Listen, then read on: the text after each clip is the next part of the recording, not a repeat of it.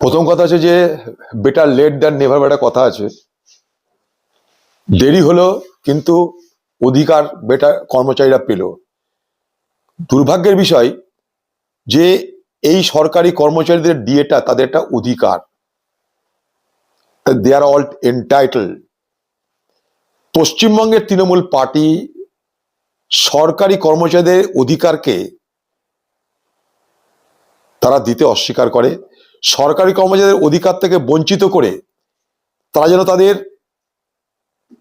ডিএর অর্থ না পায়, তার জন্যে সরকারি কোষাগার থেকে টাকা খরচ করে সুপ্রিম কোর্টে তার মোকাবিলা করা হয়, যাতে সরকারি কর্মচারী তাদের সুযোগ না পায়।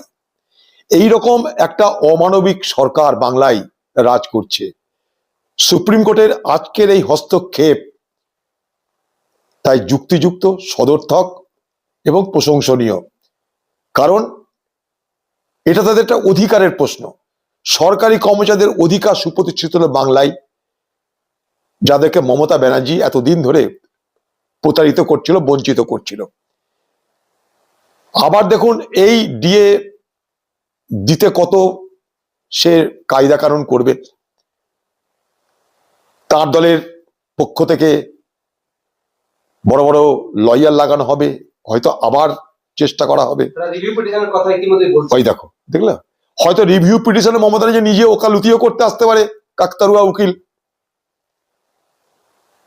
কালকে সুপ্রিম কোর্টে এসে নাটক দেখলেন একটা, যেখানে আইনি কোনো কথা নেই, সঙ্গে 4-5 জনকে নিয়ে গেছে কোটি কোটি টাকা ব্যয় করে, তাদেরকে দিয়ে না বলে নিজে বলতে গেল।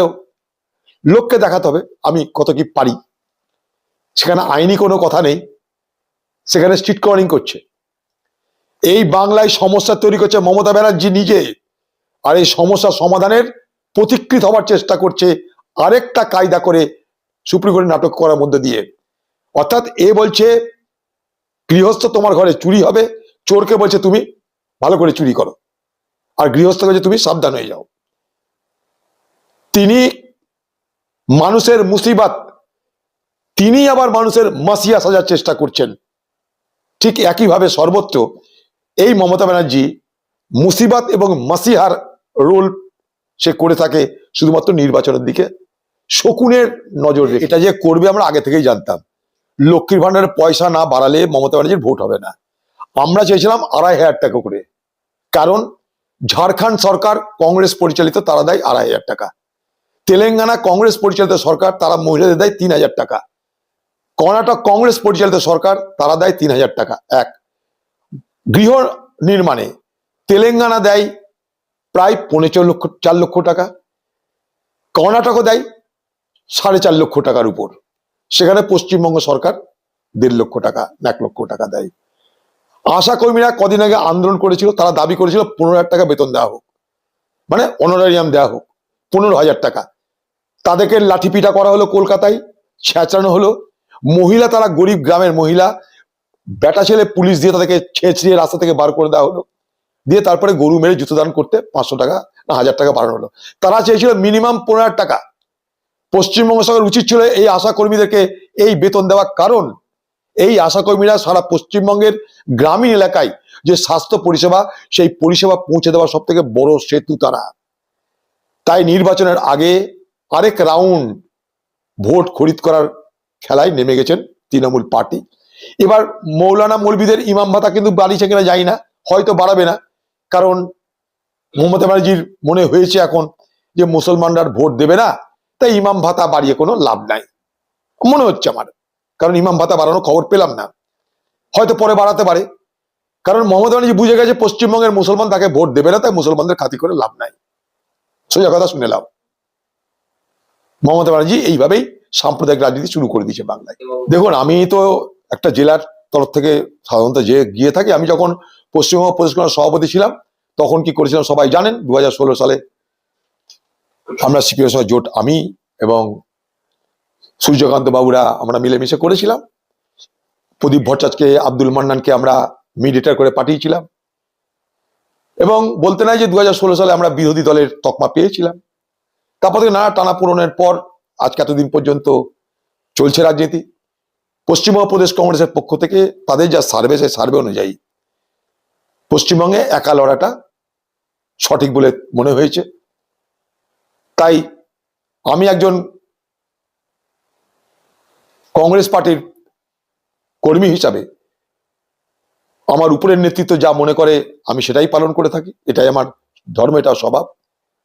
তাই পশ্চিমবঙ্গ প্রদেশ কংগ্রেস, পশ্চিমবঙ্গে যে এআইসি জেনারেল সেক্রেটারি, পশ্চিমবঙ্গে যারা অবজারভার, তারা সব সার্ভে করে দেখেছে বাংলায় একা লড়াটা শ্রেয়। তাই তারা একা লড়ার সিদ্ধান্ত নিয়েছে। আমিও তাদের সিদ্ধান্ততে বলেছি যদি আপনারা সবাই মিলে মনে করেন যে একা লড়া যেতে পারে, আমি একা লড়বো।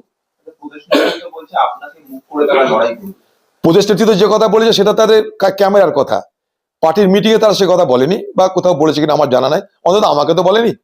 এখন ক্যামেরার সামনে কেউ যদি কিছু বলে তার জন্য তো আমি দায় দায়িত্ব নিতে পারবো না। আমাকে কোনো অফিসিয়ালি জানানো হয়নি, এটা না পার্টির উপর স্তরের থেকে জানানো হয়েছে, না এমনি মৌখিকভাবে জানানো হয়েছে, না ফোনে জানানো হয়েছে, না মেসেজে জানানো হয়েছে, আমি জানি না, আপনাদের কাছে শুনছি। কি আমি সিদ্ধান্ত নিই এইসব, আমরা তো লড়বোই কংগ্রেস, আমি লড়বো কিনা তার সিদ্ধান্ত নিই। দাদা যেটা বলছেন আপনি কি সার্ভে করা হয়েছে, অবজারভাররা রিপোর্ট দিয়েছে, তার বেসিসে সিদ্ধান্ত নেওয়া হয়েছে, আপনি শুধু আপনার জেলার কথাটা বলতে পারেন কি সেখানে জেলার প্রতিনিধি হিসাবে আপনি আছেন, প্রদেশ সভাপতি তো আর না। কিন্তু সেক্ষেত্রে আমি যদি জিজ্ঞেস করি মুর্শিদাবাদের কি হওয়া উচিত আপনার মতে? মুর্শিদাবাদে কি ওইটা তো বলা যায় না বিচ্ছিন্ন ভাবে, আমি একটা অ্যাজ এ হোল বলতে পারি, আমি তার মধ্যে আলাদা করে কিছু তো বলতে পারি না। তা মুর্শিদাবাদে কংগ্রেস তার নিজের ক্ষমতায় একা লড়তে পারে, এখানে কোনো ভুল নাই। তার মানে এটা নয় যে কারোর সঙ্গে আমি আন্ডারস্ট্যান্ডিং এর বিরুদ্ধে কথা বলছি, কিন্তু আমি সার্বিক পরিস্থিতি যারা বিচার বিশ্লেষণ করে তাদের যে অবজারভেশন, আমি একজন কর্মী হিসাবে সেটা তো মানতে হবে আমাকে। তাই আমি একা লড়ার পক্ষে।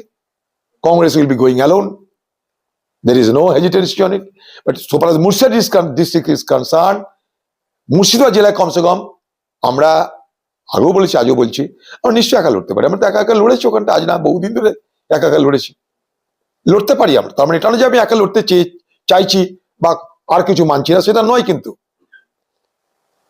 আমাকে সারা রাজ্যের কথা ভাবতে হয়।